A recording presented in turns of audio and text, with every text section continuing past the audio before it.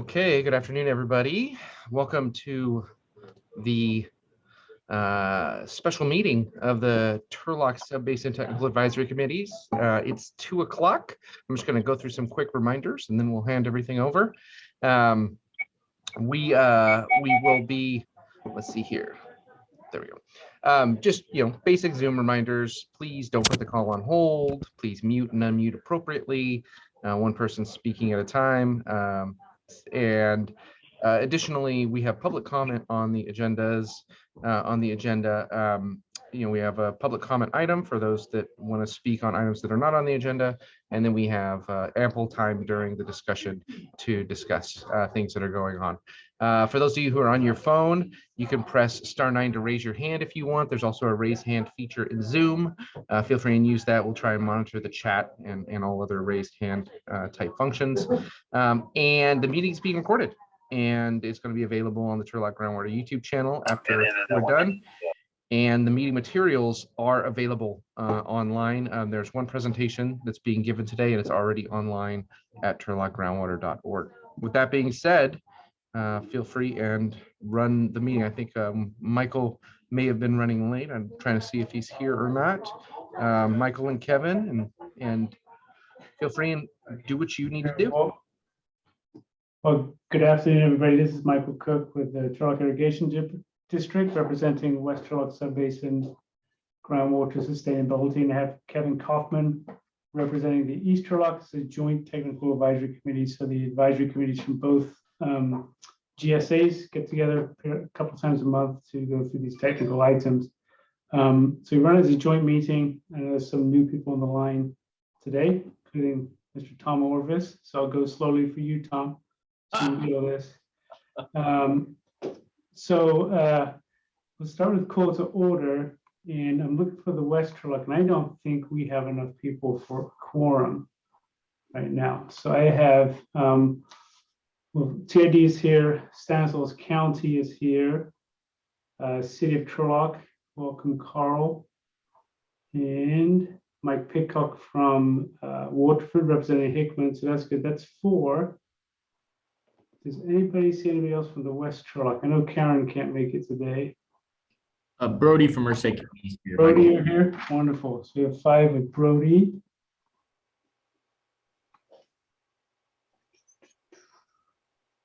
Okay. So right now we don't have a quorum, so action items could be tough. With that, Kevin, I'll hand over to you to see if you're any luckier than I am today. Yes, and thank you, Michael. Kevin Kaufman here. I see Walt just joined, so he helps you out. Walt Ward, and we have I thought I saw you. Dennis is on the line. And Matt Beeman's here. And Matt is here. Okay, so we've got a quorum. We can call our meeting to order at 2:03. We just got Leandros, we're up to 6, but I'll move on to public participation. This is the time set aside for members of the public to directly address the Technical Advisory Committee on any item of interest to the public within our subject matter jurisdiction. You can speak now on items on the agenda or wait until that item is specifically called, and you have 5 minutes for your comments. So with that, are there any comments from the public at this time?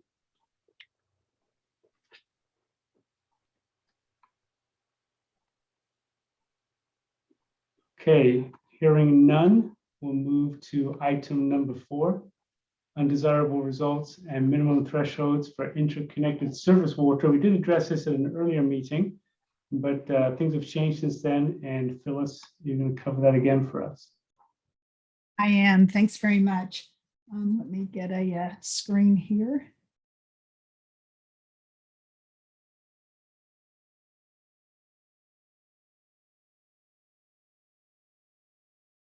Okay, thank you. Everybody can see the screen that we have up on the monitor for now. So what we're doing today on items 4, 5, and 6 is to do some clarification and a little bit of cleanup of language, and also to provide a few new things. We're going to run through the undesirable results and minimum thresholds for interconnected surface water. We have one revision on that one. We are going to review the undesirable result and minimum thresholds for water quality. We have a couple of revisions on that. And then for measurable objectives, we've not talked about that in great detail. And so I'm providing some recommendations from the technical team with regards to incorporating measurable objectives for several of our sustainability indicators. So let's pop into interconnected surface water.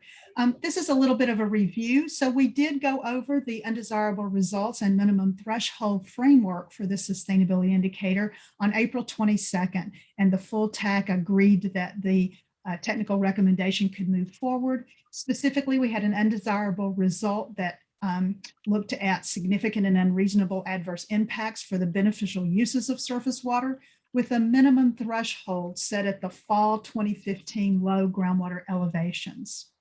Some subsequent modeling that we've been doing with respect to sustainable yield was presented at our TAC meeting on May 13th and approved at that time.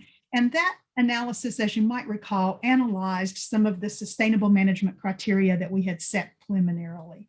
And one of the things that we determined from that analysis is that our fall 2015 elevations were not sufficiently protective to avoid the undesirable results that had been defined for the Merced River.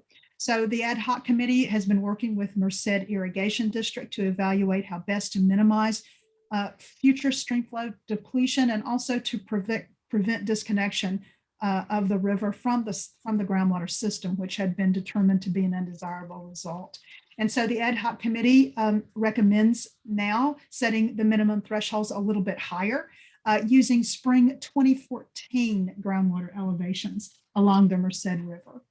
So this is what that looks like now. This is the format that we've been using for a lot of the sustainable management criteria. And this is everything on this slide was approved previously, and I've got revisions highlighted in the yellow highlighting. So for interconnected surface water, we have an undesirable result at the top, and then the details of the minimum thresholds shown below that. You can see that I have actually taken this opportunity to modify the undesirable result definition a bit, just with clarifying language. I think this was implied previously, but now we are specifically noting that we are defining undesirable results as significant and unreasonable adverse impacts on the beneficial uses of surface water as caused by groundwater extraction. Just to be clear, if there's any other things that are impacting the flows in the river, for example, we want to make it clear what we're sort of taking a responsibility for. So based on our sustainable yield modeling, I've added this first sentence in the minimum threshold box. For the Merced River, the minimum threshold will be expressed as the low groundwater elevation observed for spring 2014 at representative monitoring wells. And then everything else that's shown on this is the same. For the Tuolumne and the San Joaquin Rivers, the fall 2015 levels were determined to be sufficiently protective there. And we recognize that there will be a little bit more detail to be added to the monitoring network with respect to the number of wells and the designated number of consecutive exceedances of the MT over time. And those details are coming. But for today, we are recommending approval from the full tax as recommended from the ad hoc committee, that we move forward with these clarifications and these revisions with respect to the minimum threshold. I don't know if you have a quorum, if you want to have the East Turlock Subbasin GSA take action on this, or if you'd like to just move forward, or how would you like to proceed? Hey, I think we could do that. What do you think, Michael? That's fine with me. Someone's trying to jump in though. sorry, this is Valerie. I have a quick question. I don't want to hold it up. Sure. But, and I apologize if you just went over this, and it says the details of representative monitoring wells will be be determined. This will have this sustainability indicator of interconnected surface waters will have a different representative monitoring well network than the general groundwater level network. Is that right? Yes, that's correct. Okay, thanks. And that's yet to be determined. Is that right, Phyllis? That's right. Okay, We've okay. been talking about it quite a bit. We've seen maps in the TAC meetings. We've discussed it in the past, but we've not finalized it, and we're doing that now. Right. Okay. Thank you. I appreciate that. Okay, any other questions for Phyllis? I think, Kevin, you were suggesting that maybe the East Turlock could move ahead and adopt this now, and I only have 6 members. I've just been emailing others, but I only have 6 members, so the West Turlock cannot make a. Hey, Mike, this is Miguel. I'm on the phone. I'm sorry if I came in a little late. Just want to let you know. Yeah, I've never been so happy to see you, even on the phone. So we have 7 members with Miguel. Any other questions for Phyllis? So maybe the West Turlock go first. Anybody like to make a motion on this item as stated on the agenda?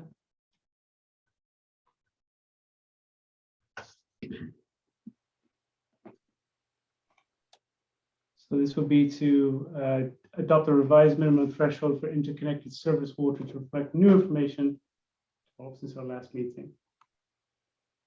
I want to make that motion. So Debbie's put her camera on to make that motion. I'll move. So Debbie moved. I'll second. The second from Leandro. Thank you, Leandro. No problem. All those in favor signify by saying aye. Aye. Aye. Aye. Any opposed?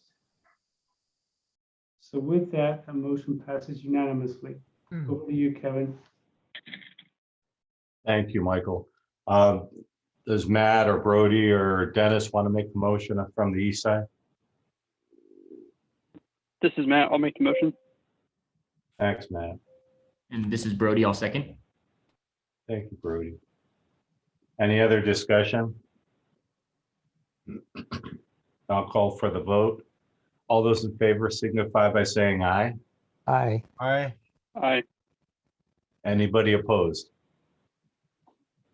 Hearing none, the motion passes unanimously. Thank you, Michael. Thank you, Kevin. Okay, moving on to item number 5, undesirable results and minimum thresholds for water quality.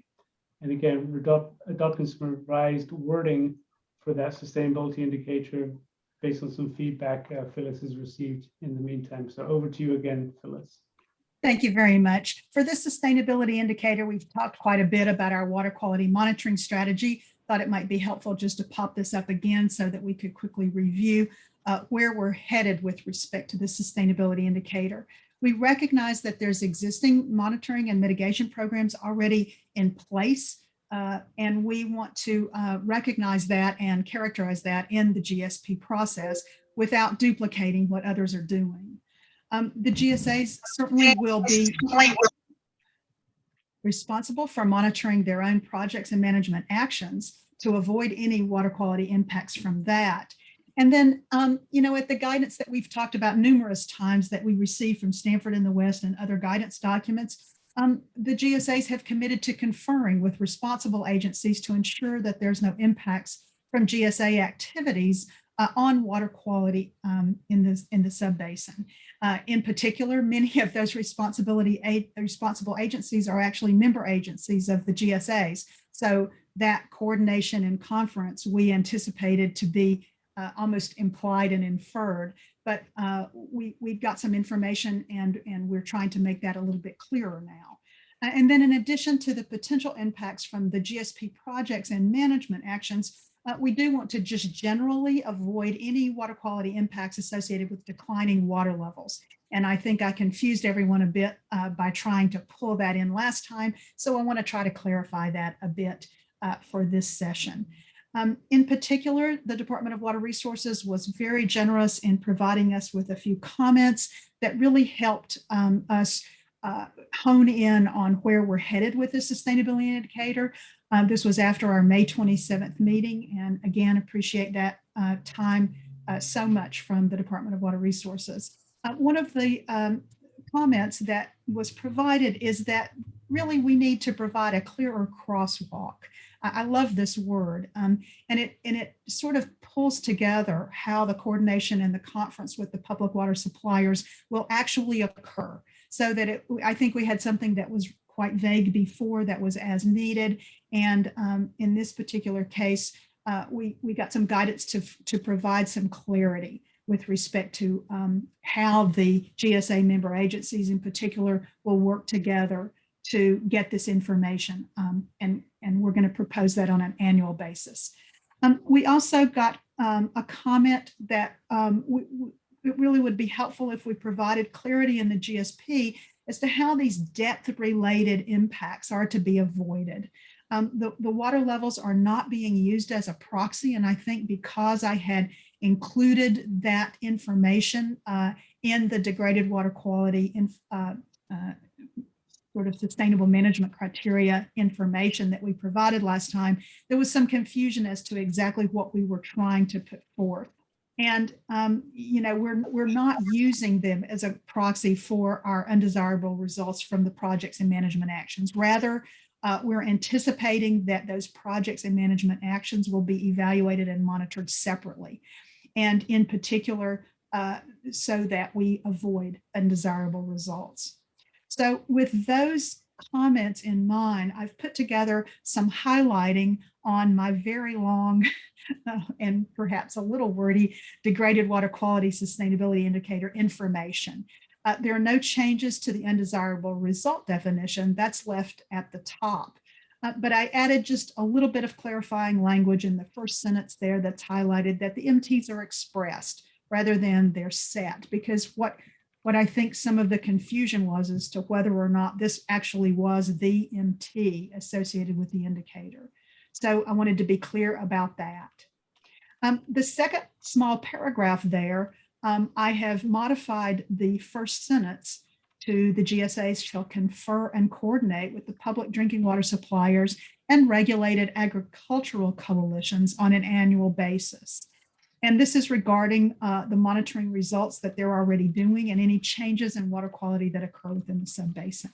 So I think we had, again, because we have so many of the water suppliers as member agencies of our GSAs, we had sort of implied the coordination effort. And this is in response to the comment that that really needs to be clarified and nailed down a bit more than we had before. And then I've also just taken the opportunity to clean up that very last small paragraph there with a few revisions that are shown to just simply state what's going to be clarified in the GSP. But I thought it would be helpful to at least note that on this slide, that the MTs for the chronic lowering of water levels, which are set at the 2015 low water levels, already provide quite a bit of protection with respect to any of the depth-related water quality constituents that are in the basin. And they also provide protection against the migration of contaminant plumes.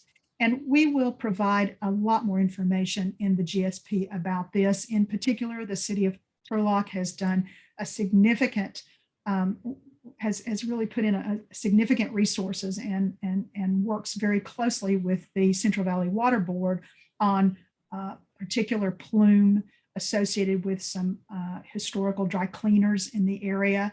And they're actually reporting back to the Regional Water Board and working on this very actively. So this is information that I was referring to, but perhaps didn't clarify to the group very well. And so I just wanted to let everyone know that this is the kind of thing that we're going to clean up within the GSP.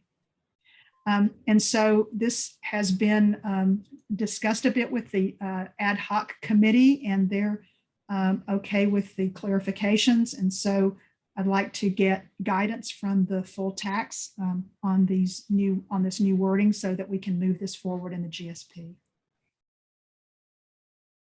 Thank you, Phyllis. Anybody have questions for Phyllis about the edits to the wording? Yeah, this is Walt. I have a question, Phyllis, on the shall confer. Yes. That doesn't leave any wiggle room. It means we shall. But what does on an annual basis mean? What is the form of that communication coordination? I would think it would be more often than an annual basis, like a regular basis, or I don't know what that means, and I missed ad hoc where this was discussed. Yeah, let me try to clarify that a bit. So while this certainly doesn't preclude any of the ongoing coordination that continually occurs with respect to the member agencies working and coordinating with the GSA on a regular basis. And you're absolutely right. Others are, we know from the meetings of the full tax that we've had a lot of the water suppliers come forward with a lot of details and informations and questions that the GSAs have discussed in previous meetings. But the guidance that I received with respect, and I'll call it a comment. I understand that there are, there are requirements and things that can't be sort of prescribed with respect to regulatory efforts on these GSPs. But the comment was that it was very vague. And in particular, I had it even vaguer than, I think what you're suggesting is that we even nail it down even further. But what we wanted to do is to make sure that everyone was aware that at least on an annual basis, there would be a tracking and a reevaluation. It doesn't have to be a huge level of effort, but it is checking in with our member agencies that are public water suppliers and any other exceedances that we might see of water quality within the subbasin. We go back to our definition of undesirable results and our MT expression that's shown in the top part of this, that we are concerned about any new exceedances of a water quality standard in a potable water supply well, or any indication that there's a change in water quality such that crop production could be impacted. And so that's the kind of thing we'd be looking for on an annual basis. And that's the information that we'd be working with our water supply agencies and member agencies to get that information. And in particular, you might recall that the Valley Collaborative working on the nitrate control program for the basin, Perry Clausen has come to this TAC on occasion and provided us with updates. And so this information just allows that ongoing coordination process to continue on a formal basis, such that the board for the GSA would be updated annually with respect to what's going on in the subbasin regarding water quality. Does that make sense? Well, I get all that. I'm still struggling with a future basin manager picking this up and being asked, what does on an annual basis mean? Is there some triggering event, or is there some time of year or some seasonality component, or I just don't know what that means. Does that mean every January 1st? Does it mean every August 26th? Does it mean, I don't know what it means. Right. And I think I get the concept. I understand the coordination conference, all that. I understand it. It just still seems a little vague in the sense that it doesn't give me as a future basin manager enough guidance to call for the event of the conference and coordination. Of course. And so is there a water quality summit meeting that occurs with the regional boards that we could tag that to? I don't know if there is or not. Yeah, so the GSAs are certainly open to establishing whatever process they would prefer to do. I'm just generally providing some technical guidance and technical recommendations, but I am assuming with respect to the timing that this would be something that would be involved in your annual report, for example. There are many GSPs in the state right now that have specific details that are included in their annual reports that are a little bit different or above and beyond, I'll say, than the annual report regulations. And so this could be something that could be incorporated into your annual report on that basis. However, as the MT says, that if member agencies see that there is an exceedance of a drinking water quality in a potable water supply well, and they believe that it might be affected by the GSA impacts, then certainly that conference and conference could be on a much more informal basis than just the annual report. Does that make sense?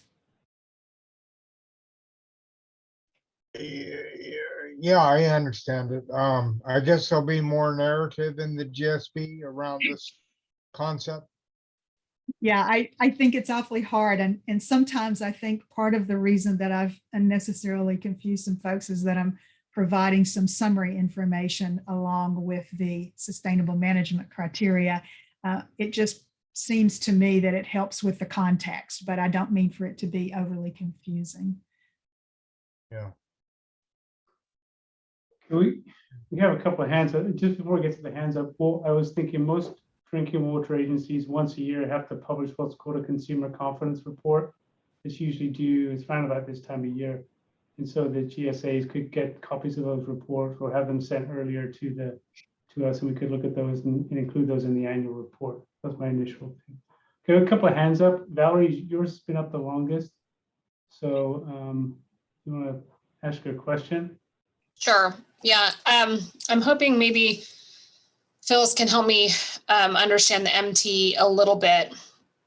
I'm trying to think of how, well, two things. One is that I always think of MTs for this as degradation of water quality. So I suppose a new exceedance could be that, but I'm trying to think of how, if we're going to have representative monitoring wells, how we can measure the MT as it's written out here at each of those wells. Doesn't seem possible. No, this sustainability indicator would not have representative monitoring wells managed and monitored by the GSAs. This would be, again, incorporating information being produced by the member agency monitoring information and being developed by others. And so how would that look? How I guess how would we ever tell DWR that how do we know if we've hit an undesirable result or not? Member agencies that have increased operational costs or any other well owner that thinks that they have operational costs that have been related to the GSA projects or management actions, contact the GSA. We evaluate the new exceedance of a drinking water quality standard, and we determine whether or not the GSA actions or projects are the cause of that MCL exceedance. So we're not, as a GSA, going to be actively monitoring the degradation of groundwater quality? Not other than tracking it on an annual basis, working with the member agencies who are the public water suppliers in the basin. That makes me a little nervous, to be honest. I'm not, we might need to talk more about this. I don't see how that fits in the regs, but maybe that's because I'm being not very imaginative. So I don't know if we're going to move forward with this today or if that's our plan, but I think that was our plan. And if you feel that it's uncomfortable, I mean, that's part of the reason for the technical team bringing this to the full TAC, is that we want to hear if there are concerns. And if we don't quite have it right yet, then we'll get it right. So it's no big deal if we want to defer a vote on this until we can revisit some of the concerns that you have, Valerie. I don't see a problem with that, but it's up to the GSAs. Yeah, one of the things that we can look at is that they don't give a huge amount of guidance, but groundwater quality was definitely touched on in a number of the recent decisions that DWR made. And I it didn't talk about this exactly, but it further maybe provided a little bit of guidance on the fact that the goal is not to become a groundwater quality regulatory agency, but the goal is to monitor the degradation that could occur through either projects or groundwater management.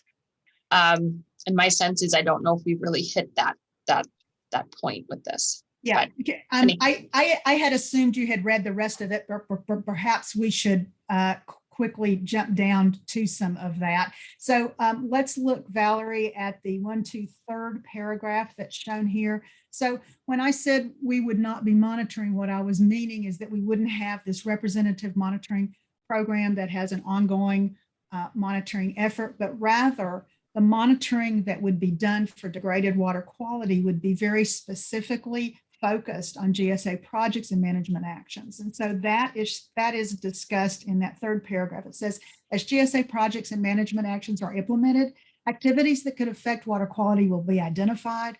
Project-specific MTs will be selected for the project at that time as appropriate. There are other regulatory permitting guidance, for example, Valerie, that will be associated with these projects. So obviously we're going to comply with those and consider appropriate MCLs or water quality objectives to avoid undesirable results, i.e. Impacts to beneficial uses of water quality. So I probably confused you when I said there's not going, when you said, how does this fit with representative monitoring wells and ongoing monitoring? The answer is it's going to be targeted and much more specific than that. And any additional monitoring that's going to be put forth by the GSAs would be specifically related to their own actions and activities, yet to be determined. Does that make sense? It does. I don't know if it, I don't know how, I don't know if DWR could read that as we will set MTs later. So the MT is actually set with respect to the water quality indicator, but there may be additional MTs with respect to water quality constituents associated with the projects and the management actions. So maybe that little paragraph needs to be a little more focused on what does that mean when we evaluate project-specific MTs,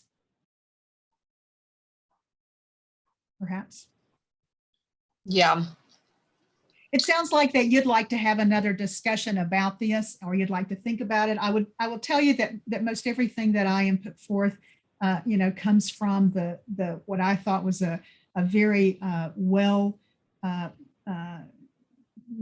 very detailed and specific document, the guidance document that we've talked about several times. I think I may have almost read it to this group in 3 or 4 other TAC meetings. The Stanford's Water in the West, the Moran and Ballott's guidance to water quality sustainability indicator under Sigma. So that's where a lot of these concepts originated. And I thought they seemed very applicable to this subbasin, especially given all of the water quality monitoring programs being conducted by the member agencies of the GSAs.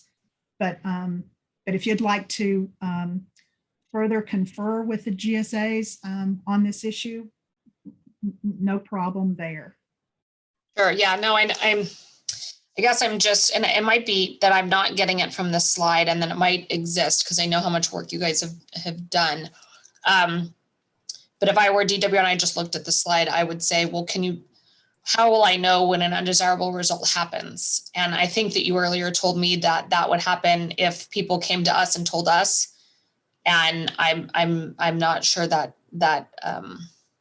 or our members are telling us, but I think DWR will want to have that spelled out in the GSP. When MTs are violated, it equals an undesirable result. I think we have to be very clear about that. So anyway, Okay. I'll leave it there. And just to try again, just to mention it again, so tracking on the annual basis with respect to, what we're doing already with the water quality monitoring, tracking on an annual basis, which is part of that 2nd paragraph. and then project-specific monitoring, which is that third paragraph. I think we need to talk about this a little bit further. So Michael, I leave it to you as to what you'd like to do going forward. The technical team, certainly wanted to get the full tax guidance to move this forward in the GSP.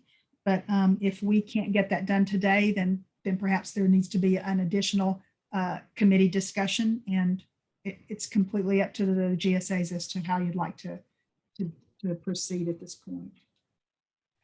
But in the meantime, Phil, I know Rhett and Matt have had their hands up for quite a while. So let's. Oh, let's I'm go through the sorry. Questions. No, no problem. So Rhett, you Please. had your hand up the longest of the ones still. Yeah, Go ahead. This is Rhett Calkins. My question was with respect to the GSAs conferring and coordinating with public drinking water suppliers and regulated agricultural coalitions on an annual basis. It leaves out, in my mind, what would be the domestic well individual user out here in the country? How would we receive information as to the directions of plumes or the projects that may impact our domestic well that are being implemented in the area that we may be concerned with?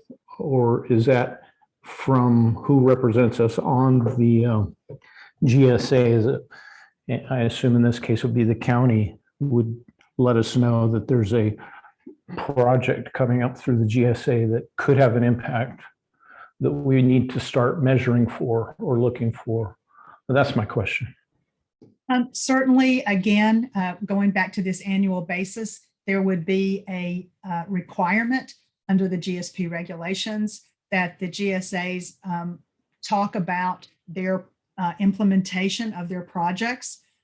There's a specific requirement in the GSP regulations to report on projects and management actions that have been taken under the last year in the annual report. So that would occur there. That would be one nexus. And then you're absolutely right. You certainly could coordinate through your representative with respect to the county in particular on the progress of these projects and management actions as well. So a couple of avenues there. Okay, I don't see it written down, so I just had to ask. So I appreciate it. Thank you. Yeah, I never know whether to err on making these too long or too short, but trying to find that right balance. Any other questions? I'll say Matt Beavens had his hand up for all. Matt, you want to go ahead? Yeah, thank you. So I was following what Valerie was getting at. To me, this feels kind of fuzzy so far. As far as the minimum threshold, to me, the causing a new exceedance of drinking water quality is a more or less concrete line, right? You have it's either exceeded or it's not. But especially the significant reduction in crop production. Was there any thought as to what that number looks like? To me, that one itself seems fuzzy. I'm not sure. I guess my question is: was there any thought put into that number, or what does significantly reduce look like? Yeah, I mean, that would be something that would have to be worked through at the time, but we didn't want to we didn't want to limit this to, for example, boron. We talked about, making a list, and then we began to think, well, we don't want to be too narrow here.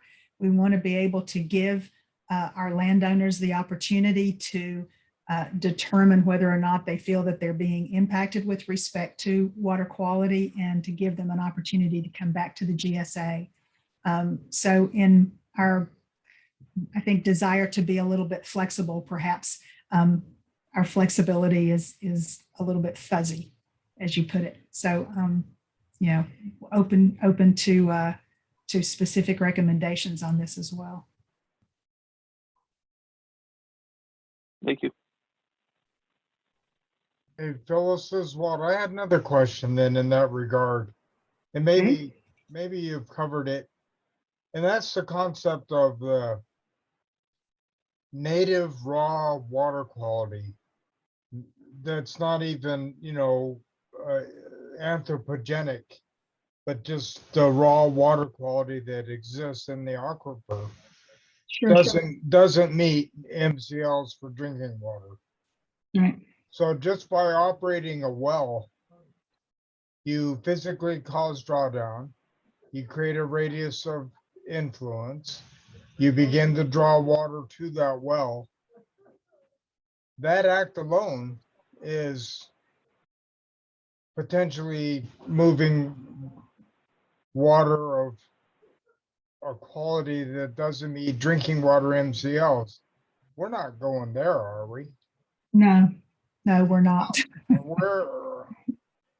And so again, I go back to the MT is expressed as increased operational costs if GSP projects or management actions result in the concentrations of groundwater. So it's putting the onus on the GSAs to make sure that their actions and their activities are not causing any water quality issues to occur. A clear cause and effect kind of a causal relationship has to be demonstrated. Yes. Okay.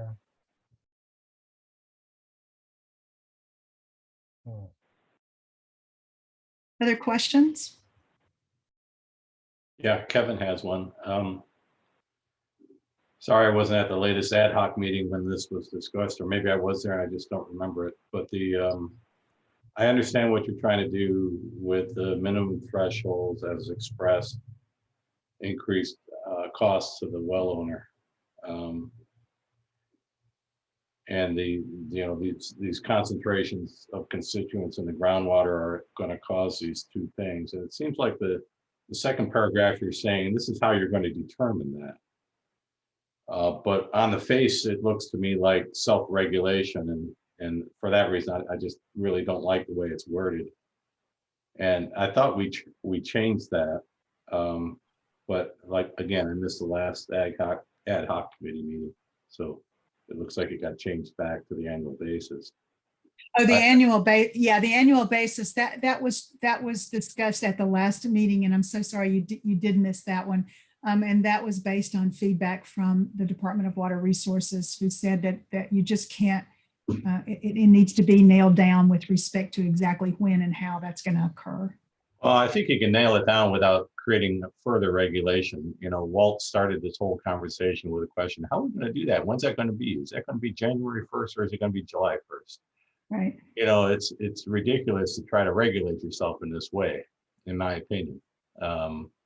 So I think you're saying, okay, this is how we're going to determine that there's increased operational costs. Go ahead and define it. Don't say we're going to, meet and confer.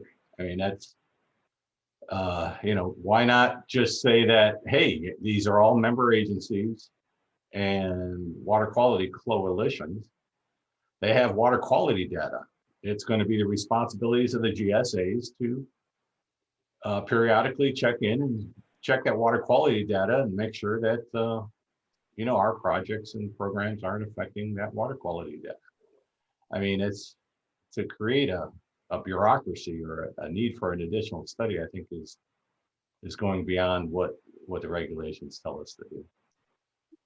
I was again going off of a comment from the Department of Water Resources. I think Amanda's on the line. I don't know if Amanda, perhaps I either misunderstood or did I perhaps didn't capture what your comment had been. I don't know if you feel comfortable.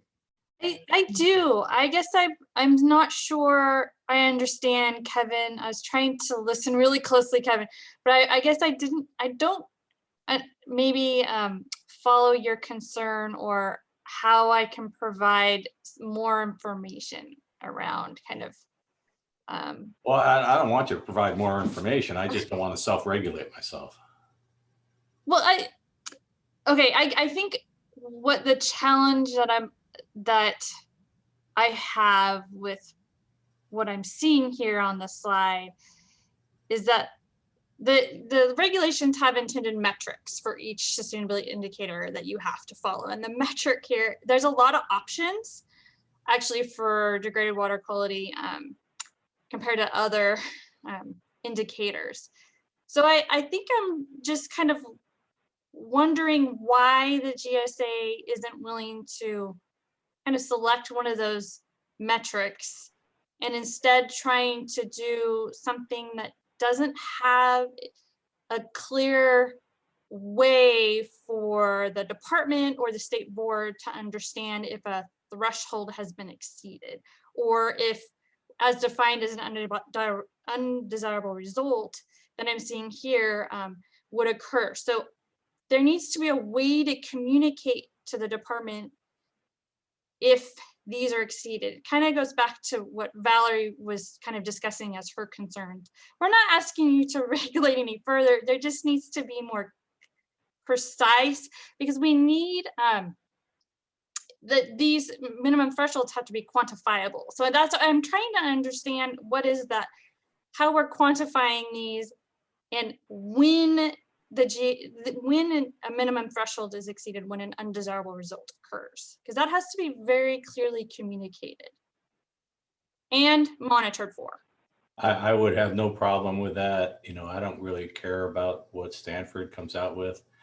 I like the Moran study. I think it's well written, but I don't think we have to follow it. I have no problem with, you know, the drinking water standards. I have no problem with ag water standards. You know, if you want to state those, fine, let's state those if that's what you need. You know, 10% change in, you know, TDS levels, whatever it is, I don't care. Let's just, I'd rather state something too than rather come up with, the manager of the GSA now has to periodically have this meeting and determine, you know, hire a consultant to determine if a water quality constituent has been exceeded. I think is kind of ridiculous. I agree. So I have no problem starting over on this and trying to come up with some exact constituents of concern.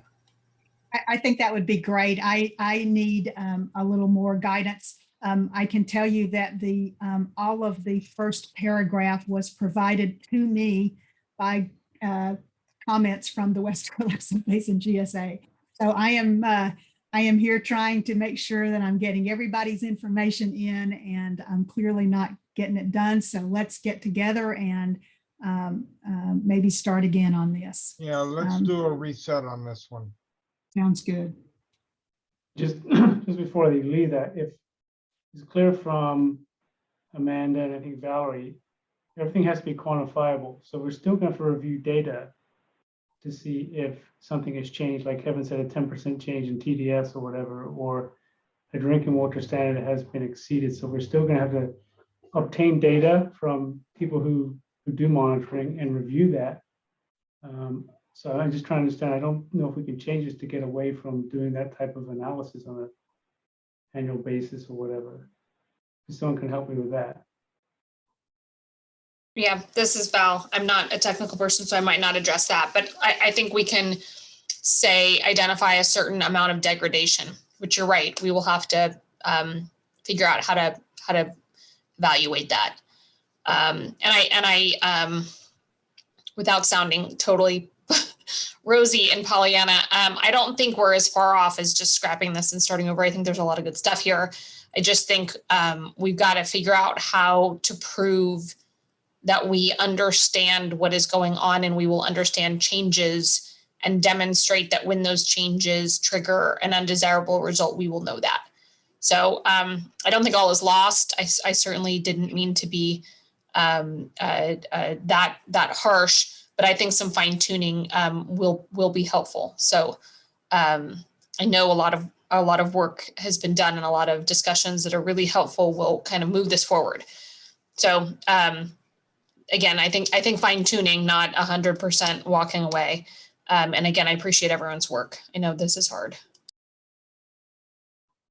Okay, that's good. Thanks for the good discussion, the good points. And we'll schedule this for ad hoc group and kick it around and come up with something that works for everybody and bring it back to the joint TAC. So again, thank you for the comments, because without the comments, we don't make improvements, right? So again, I appreciate the participation from everybody. Okay, let's moving on to our next item. And Phyllis, you have this one too, right? Yeah. I do. Okay. And this is moving in the direction of some minimum measurable objectives. I don't think that we have discussed this very much. And so I just added a little summary to get us on the right page here. So minimum measurable objectives are really quantifiable goals for our desired groundwater conditions. They're established for each sustainability indicator using the same metrics as MTs. And they provide a margin of flexibility, operational flexibility, it's referred to in the regulations, and that is defined as the distance between the minimum threshold and the measurable objective. So you can kind of visualize what that might look like on that little diagram that the Department of Water Resources has developed, shown there on the right. The measurable objectives may exceed a reasonable margin of operational flexibility to improve groundwater conditions. That failure to achieve those objectives don't result in a finding of inadequacy of the plan.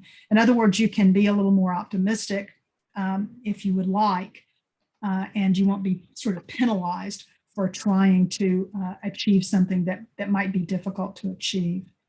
If an undesirable result occurred prior to January 1st, 2015, then the measurable objective must be set to either maintain or to improve 2015 conditions. And so I believe that we have talked a bit about that, and certainly we're moving in the right direction on that. So for the two sustainability indicators that involve groundwater levels directly, and those are, for our work so far, chronic lowering of water levels and reduction of groundwater and storage, to maintain an operational range similar to what we have seen in our previous conditions. To me, that suggests that a measurable objective be thought of as sort of an average water level. And a measurable objective of an average water level can be represented as a midpoint between a high water level and the MT if you're looking at average hydrologic conditions. And so the example diagram on the right shows a hydrograph that represents average hydrologic conditions. It shows a minimum threshold where the 2015 water levels have been selected as the minimum threshold. And so the midpoint is being suggested by our technical team and recommended by me as being a midpoint between the high water level and the MT. We talked about this a little bit at our last full TAC meeting, and there was some stakeholder concerns that the MT was not sufficiently high. But I just caution us that the midpoint using high water levels that date all the way back from 1998 may be already optimistic.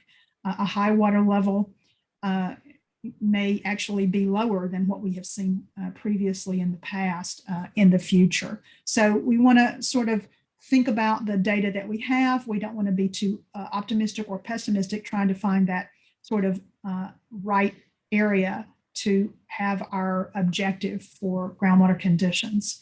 I think that the midpoint does provide operational flexibility for all the wells. I was concerned initially that it might not provide enough operational flexibility for those wells that have minimum water level fluctuations. But what we see with those wells is over 25 or 30-year period, we really just don't fluctuate very much for some of those wells. We have some areas of the basin where water levels are relatively stable.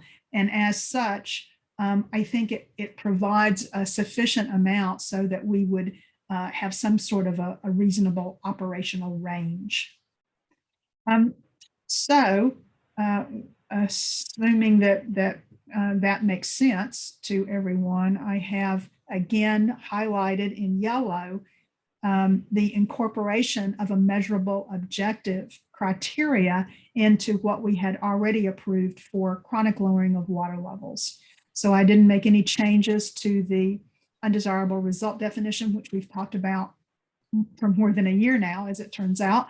And we had already talked about the MT as being expressed as the low groundwater elevation for fall 2015. And I have added at the bottom that the measurable objective will be expressed as the midpoint between the high water level during the historical study period and the MT in representative monitoring wells.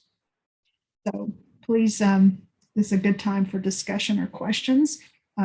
This is the technical recommendation from the consulting group, and we'd like to, we've vetted it with the ad hoc committee and would like to get any comments and possible approval from the full TAC so that we can move this forward.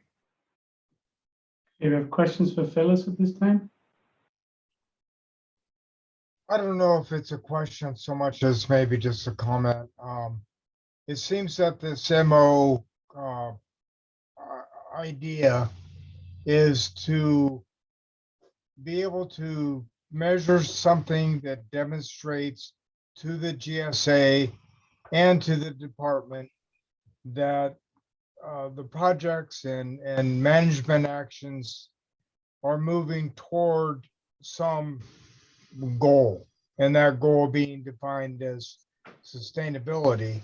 And so that you have these different glide slopes or glide paths that over the 20-year implementation period, you might have forecasted certain milestones that you want to hit, these MOs. But yet, if you don't hit them, there's no penalty. So I think the idea of just sort of generally picking a midpoint between the range of the high water and the MT is fine. So I fully support it.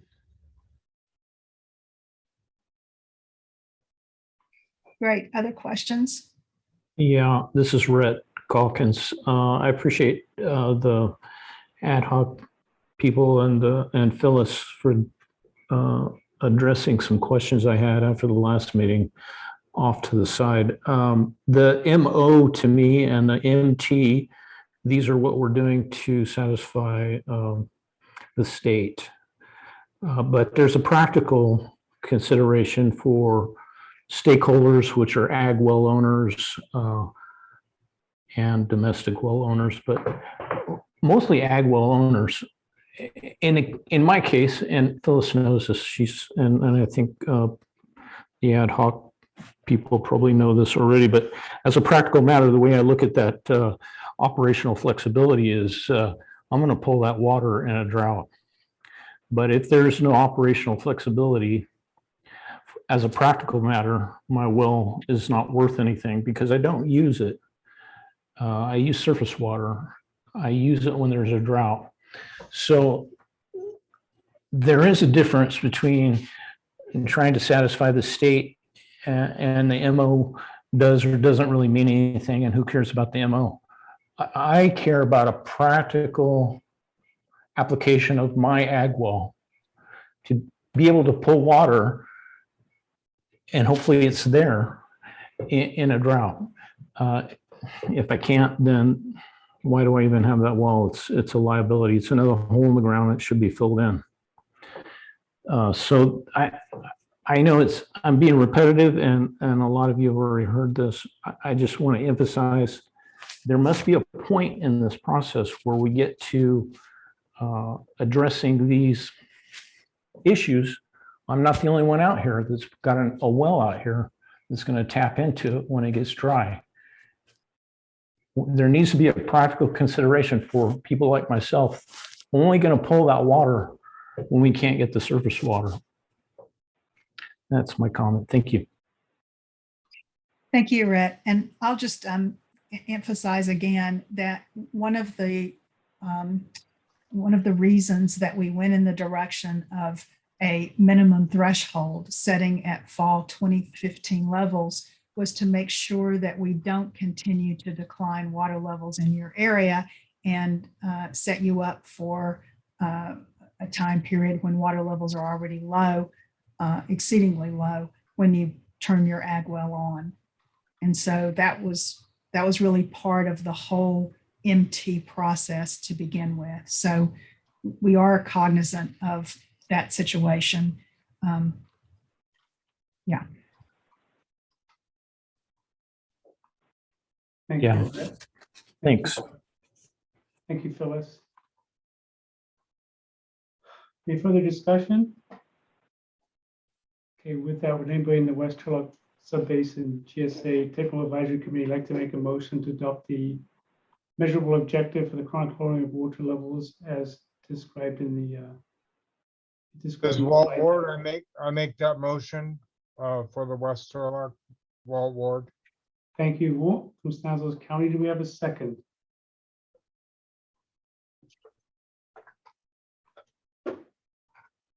This is Miguel Alvarez, City Modesto. I'll second it. Thank you, Miguel. So we have a motion, a second. Not hearing any further discussion. Call for the vote. All those in favor signify by saying aye. Aye. Aye. Have any opposed? So with that, the motion stands approved. Over to you, Kevin. Thank you, Michael. Will somebody make that motion on the East Turlock Subbasin GSA, please? Sure, Kevin. This is Brody. I'll make that motion. Thanks, Brody. Do I have a second? I'll second it. Thanks, Walt. Any further discussion? Hearing none, I'll call for the vote. All those in favor signify by saying aye. Aye. All those against? Or any against, I should say. Hearing none, it passes unanimously. I did hear Dennis. Okay. Thanks, Mike. All right. Thanks, Kevin. Okay, thank you, Phyllis. Okay, moving on.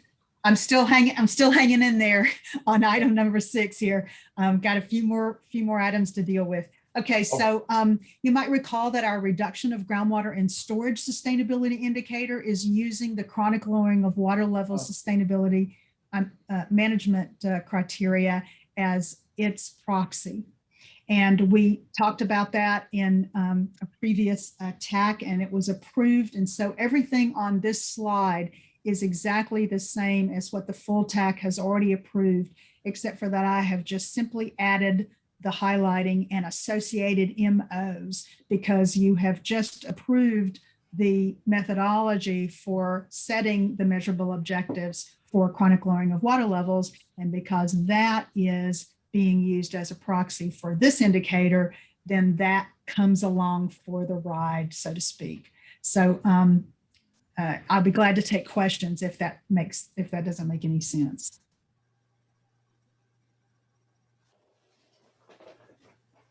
That makes sense to me. I guess I thought on the last one that we were approving both, but that's okay. We could take this one separately. Yeah, my apologies, Kevin. We had like a number we're going to take together at the same time. Hey, Phyllis, you want to finish up the presentation and we'll take them all at the end? Is one action? Does that work? Well, actually, thank you for trying to be efficient. I prefer to just deal with this one right here, right now, if we could. The rest of it is associated with the land subsidence and gets a little complex. Okay. Okay, it's just it's on the agenda as one item. That's my thing. Valerie, you're my attorney. You're on the call. Can we break them up into separate motions? What I was going to. If it's listed as one motion, we should go through it, but you can always amend the motion to say you're approving part of it or not part of it. I'd like to vote in as many times as we can in support, but if it's all one action item, we should be voting like that. That makes sense. So if it gets complicated and people want to take part of the motion and take part of that out, we can do that. But if it's one action item, it should be kind of rolled up in one motion. Oh, I'm And sorry. this Okay. pertains to a separate criteria. This pertains to storage. I recommend approval, Michael. Okay, so we have, just for clarification for the public, so we're going to break these separate sustainability indicators into separate actions, just so we're clear and show all our work. And we have Valerie's concurrence with that. So we have a motion from Walt. This is for the reduction in its groundwater storage measurable objective to approve it as there on the screen. Do we have a second?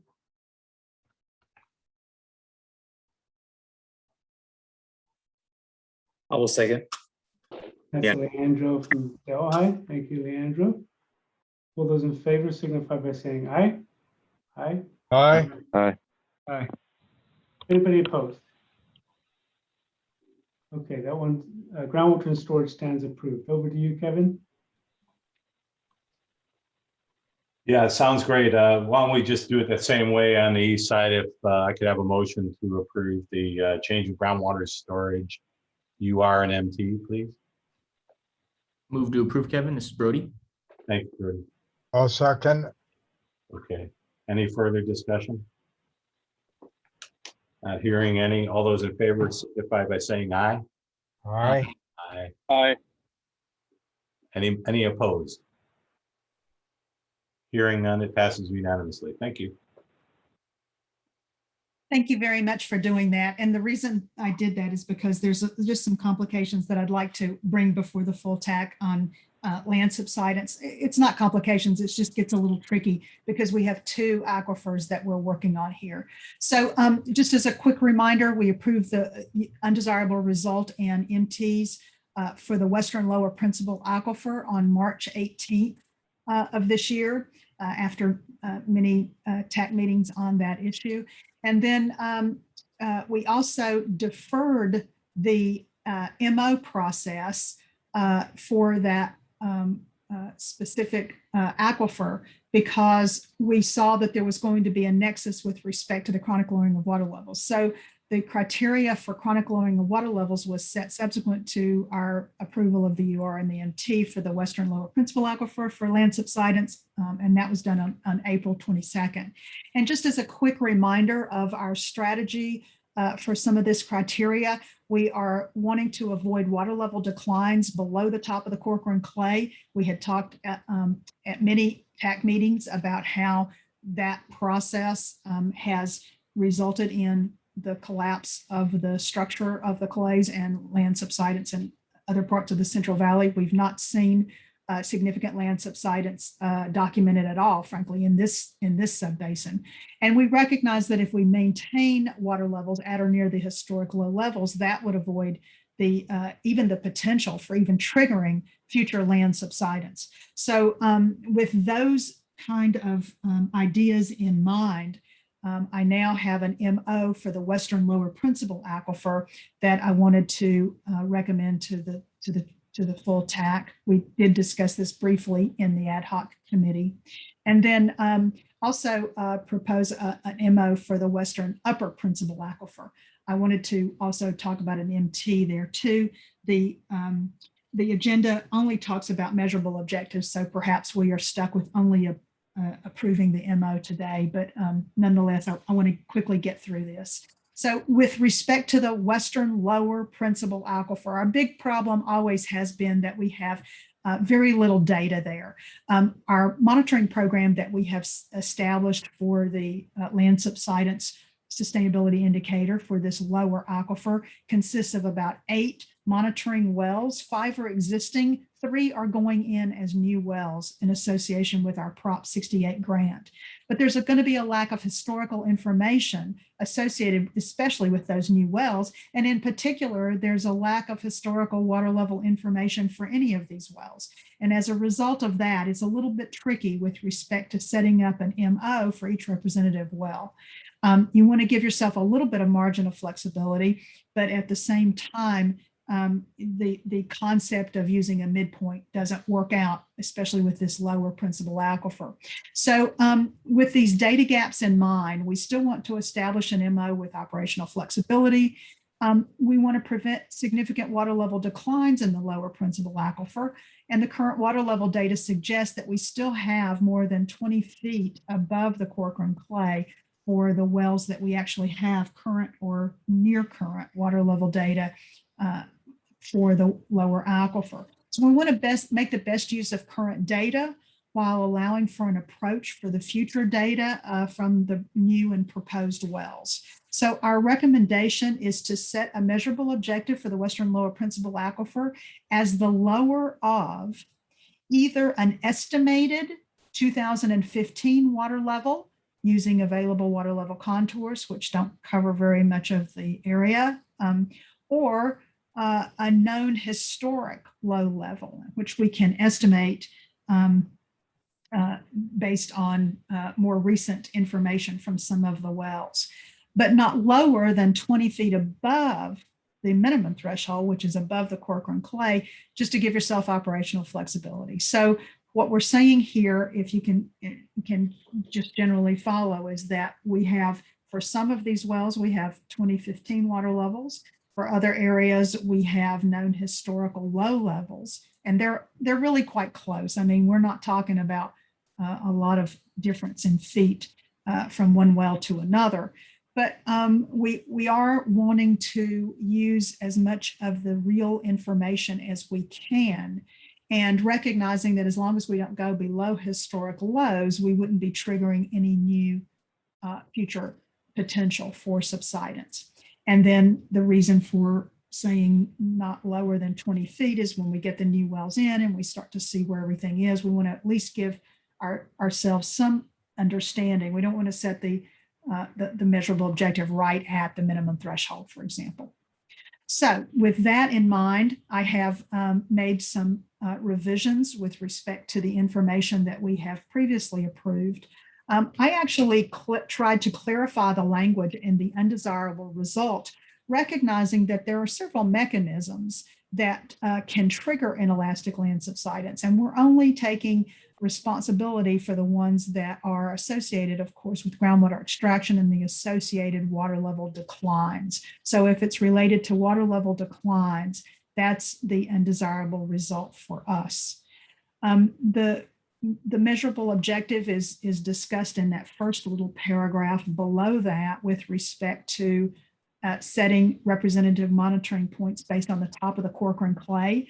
That was, I thought, to be a good way to manage a very quantitative MT in an area where we didn't have a lot of good historical water level data.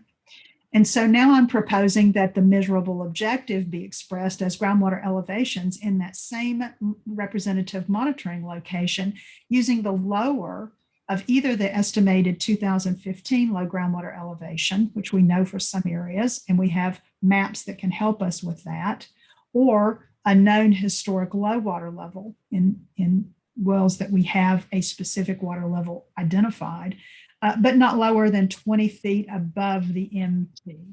That's again, just to maintain that little bit of operational flexibility.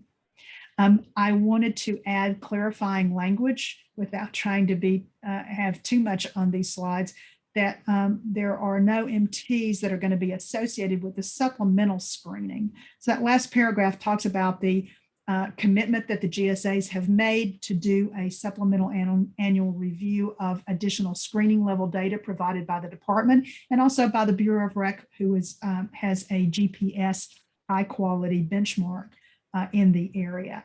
And so our MTs, again, are based on water levels and the Corcoran clay, but the supplemental monitoring will give us a better understanding of what's going on with respect to the potential for future land subsidence by monitoring these additional screening tools. So with that explanation, questions, discussion?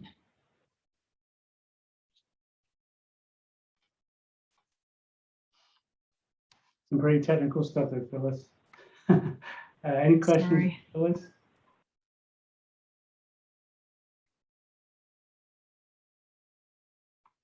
So again, using actual data that we have to help us. Yeah, I mean, one of the things that we're already doing with our MT is managing to the surface or managing to a surface of the Corcoran clay. So I didn't think it was that critical that the measurable objectives actually be a surface. Rather, the measurable objectives are going to be based on best representative data that we have in the area and gives us a minimum of 20 feet above the MT, if not more.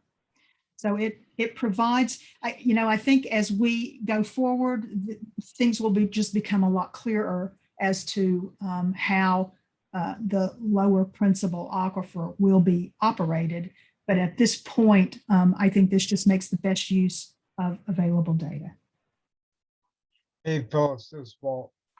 Do you know if the USGS and all their studies has made any kind of correlation between where subsidence is occurring and the relationship between the potentiometric surface and the top of the clay? In other words, we're not experiencing subsidence in our area.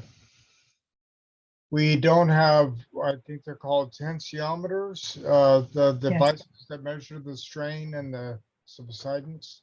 Yes, extensometers, yes. So extensiometer. So in a way, what we're proposing is sort of an indirect measurement by keeping the positive hydraulic, pressure surface higher than the clay. And I fully support it. I think it's a good way to go. I just wonder if our collecting this kind of information can help to aid in some respect, the more concerns to the south. In other words, helping to relate a high potentiometric surface level in areas where they are experiencing the subsidence. I just wonder if there's a cause and effect. For example, do we know that where subsidence has occurred, that the water level of the confined aquifers been pulled down below the top of the clay or even into the formation itself? Do you know? Yes, for the potentiometric surface, yes, and that's exactly why we went in this direction. Those are the areas that we have the worst of the Central Valley subsidence. Okay, thank you. Yeah, I don't know if you called for a motion, Michael, but I support approval. Wonderful. So with that, we have a motion from Walt regarding the undesirable results framework and monitoring strategies for the western lower principal aquifer. This relates to land subsidence. Do we have a second?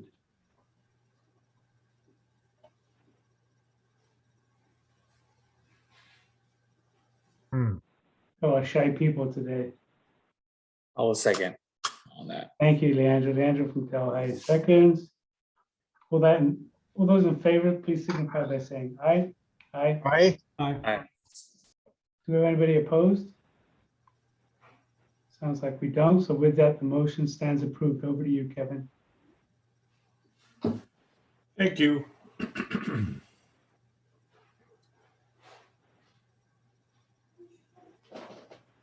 Do we? Oh, Lambs. Oh, it is on there. Okay. Yeah. Yeah. Anybody on the east side have any questions before we call for the motion? Hearing none.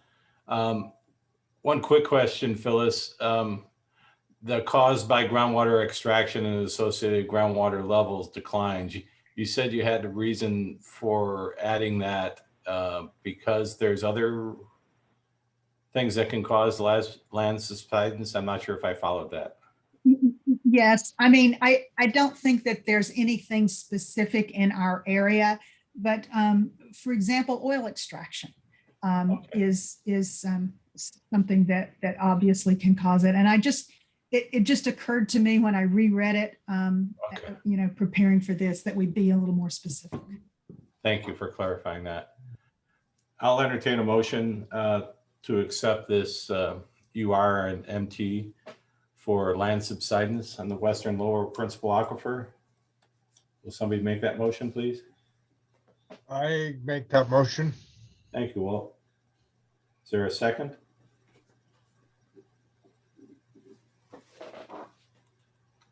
This is Matt. I'll second. Thank you, Matt. Any further questions? Great. I'll call for the vote then. All those in favor signify by saying aye. Aye. Aye. Aye. Are there any opposition to that motion? Is there any opposition to that motion? Hearing none, the motion passes unanimously. Thank you.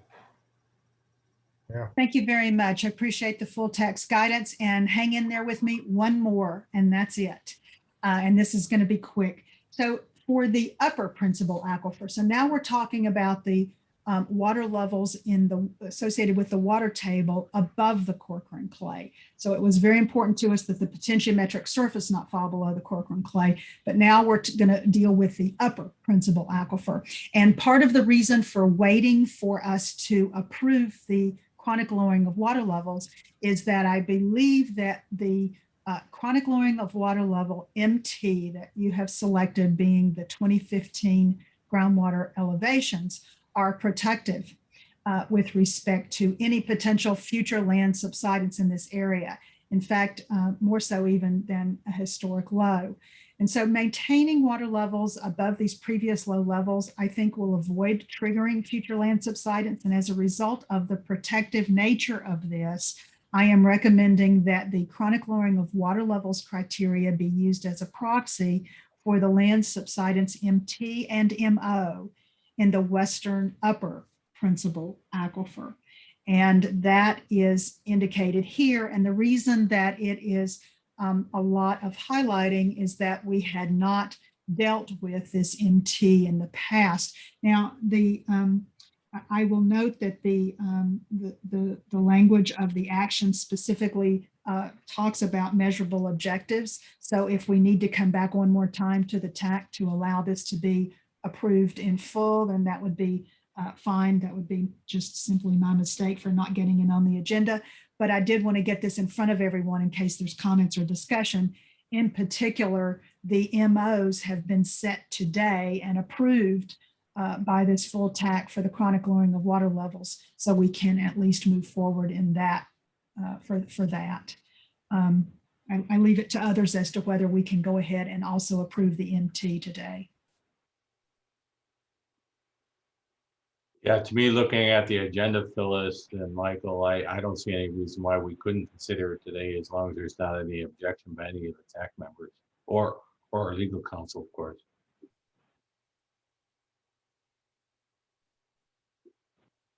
That's fine with me, Kevin, because it's all related. So, and the motions are clear. That would be great. Any questions about this? If not, we would be interested in the full text guidance for moving this forward. Do you know if the direction of leakage is maintained by keeping it this way?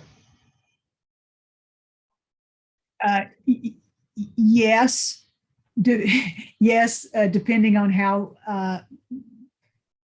no, I'm going to just say yes. I mean, I'm trying to think about where we know it is that we don't have a good understanding, Walt, as to exactly where all of the areas of the potentiometric surface are for the lower principal aquifer, but where we do know it, the gradients are protected, the vertical gradients are protected. So I can't answer for the areas that we don't know, but I suspect that we're probably fine. We will find out a lot more information when we drill our new wells. Yeah, that's going to be interesting. We do have shallow wells, relatively shallow wells nearby for the wells that we're planning to install in the western upper principal aquifer. So we will be able to get additional information on vertical gradient. Phyllis, this is Val. Is the pitch to use the exact same monitoring network, or are we using different subset of wells, but the same MTs? It would be the same network. We haven't finalized everything, but there are so many wells that are good opportunities for us that we can absolutely cover both with the same network. Okay, thanks. And that's probably true for the west side of the Modesto Basin as well, right? Yeah, absolutely. Even more so there. Yeah. There's a lot of wells there. Yeah. And there's not, this is Val again, there's not an area of specific subsidence we're looking at because we're not experiencing that. I mean, I think we don't want it to be overbroad either, but so long as, you know, if we're measuring all of them and they all kind of will tell us something about subsidence as a proxy, I think that works. Is that right? Right. Okay. Yes, that's absolutely right. Thank you. And these are all still east of the San Joaquin River as defined by the basin western boundary. That's correct. Yeah.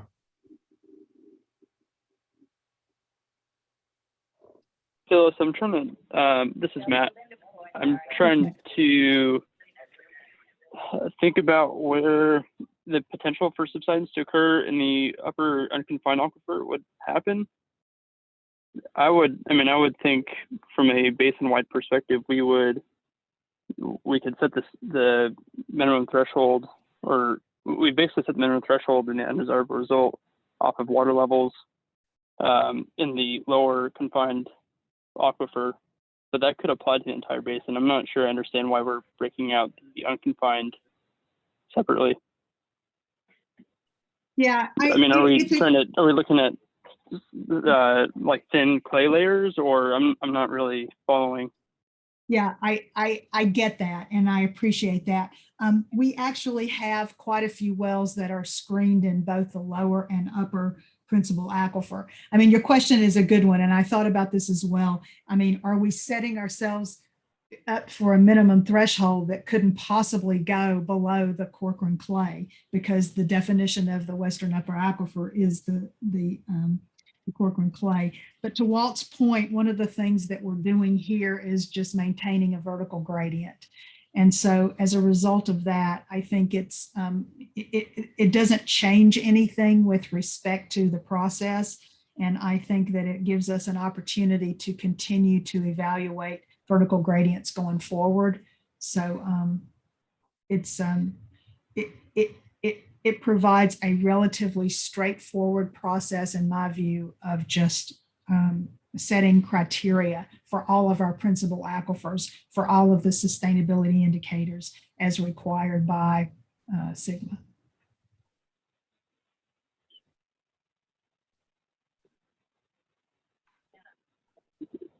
Does that make sense? Yeah, okay.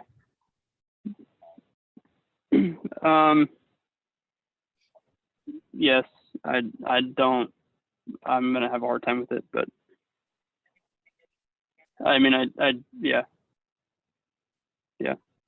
It seems like it's probably more of a formality. I guess you could talk about the vertical gradient, but it's, I don't have much more to add.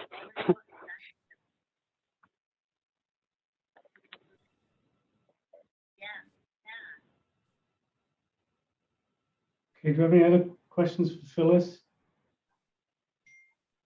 Brody, maybe we can follow up with you some other time just to kind of help you with that. Because again, it's not a simple concept when you have basically one water table, two aquifers, confined and unconfined. It gets pretty complicated pretty quickly. I will just say this, Brody, I will just say this, so if you think about the area that we have the potential for compaction. So, as you know, and I'm sure you know a lot about this as well, that the Corcoran clay is just not one large fat layer, that there is quite a bit of heterogeneity associated with it. And any decrease in pore pressure has the opportunity to allow for, sometimes waters can leave the physical structure of the clays, but I think more it's rearranging and compacting.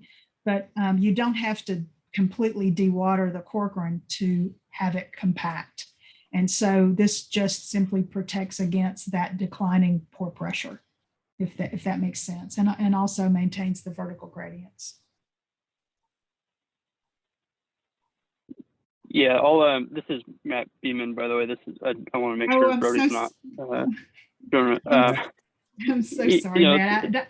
No, it's fine. It's fine.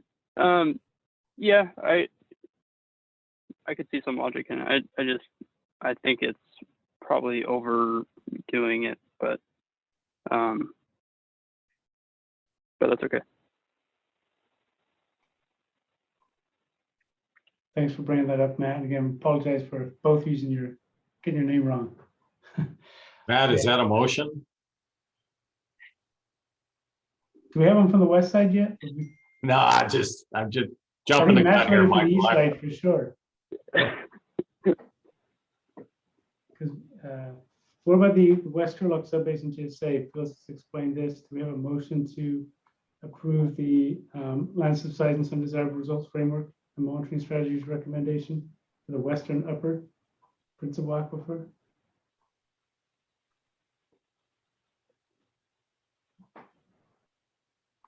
I don't know if Matt, this Walt, I'll make that motion. Okay, thank you, Walt. This is for the West Turlock. Matt, Oh, yeah, Matt's east. yeah, okay. So Walt representing Stanislaus County for the West Side's made a motion. I'll second. Second by Leandro from Delhi. Thank you, guys. All those in favor signify by saying aye. Aye. Any opposed? Okay, motion stands approved for land subsidence. Kevin, over to you. Oh, Matt's done. Thank you. And can I get a similar motion from the East Turlock Subbasin GSA TAC? Please. Matt, Brody, or Walt? Or Dennis? Hell, I'll make it. Thank you. Do I have a second?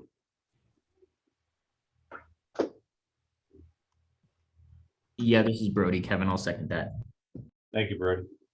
Any further discussion? Hearing none, I'll call for the vote. Everybody in favor of the motion, please signify by saying aye. Aye. Aye. Is there anyone opposed? Hearing none, the motion passes unanimously. Thank you. Thank you, Michael. That's it for me. All right, Phyllis, thank you. Good work today. Okay, moving on to item number 7, Sigma related updates. This is an opportunity for TAC members to discuss and provide updates on Sigma related items. No action is taken. First up, we have our normal public outreach update. Herb, do you have anything to report? Yeah, Michael, just 3 things. One, the facilitation support services funding that we applied for is moving along the DWR process smoothly. We have yet to receive final word on our application for formal word, but we've been in contact with the contractor that works with the consulting agency that works with DWR on getting a formal scope of work put together for DWR approval. And if you'll remember, there were 3 tasks that we started with. One was meeting facilitation. A second one was the creation of a GSP adoption toolkit for usage, and then some recorded presentations. And so that's moving along nicely. It's a process, and respectfully, I know that DWR is working on a lot of drought issues right now too. So we'll get further word hopefully in the next month or so on that specific piece.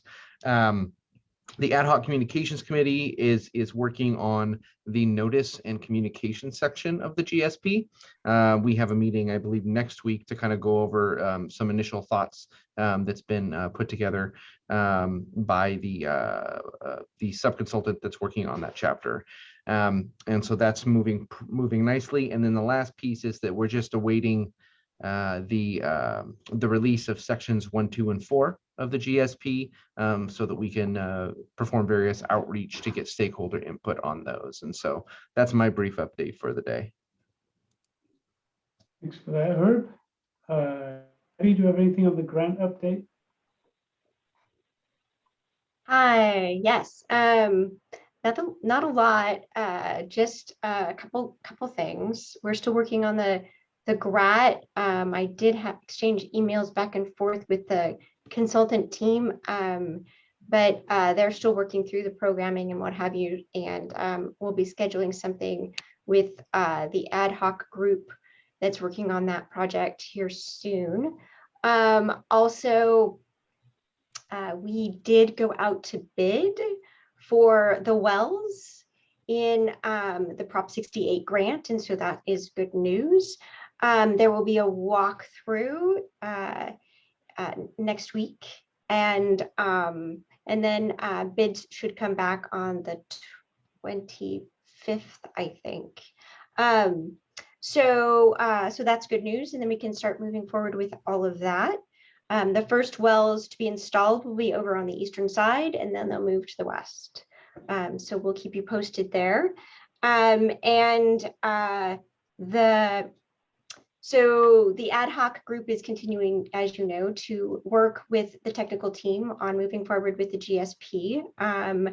I think the next on the agenda, Phyllis, you can correct me if I'm wrong, is projects and management actions.